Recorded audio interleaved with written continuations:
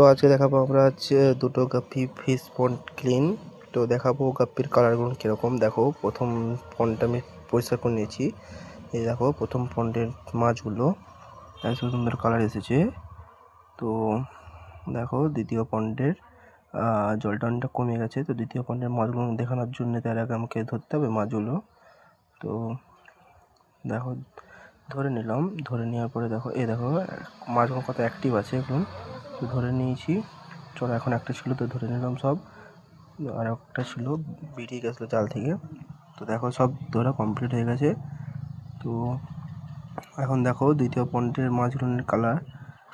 তো সব ছেড়ে দেবো, ছেড়ে দেওয়ার পরে আমি একটু দিকে একটু অপটেনের খাবার দিয়ে দেবো, যেটা টেট্রাবিটের কৌটোয় থাকে। দেখো আমি এতগুলো দিচ্ছি কারণ আমি কালকেও খেতে দিইনি, আজকেও দিইনি। তো আমি এখন একটু দিয়ে দিলাম খেতে। তো দেখো মাছগুলো কত তাড়াতাড়ি খেয়ে নিচ্ছে। তো মাছগুলো খাক। তো বন্ধুরা তোমরা যদি চাও যে এরপরে ভালো ভিডিও আসার জন্য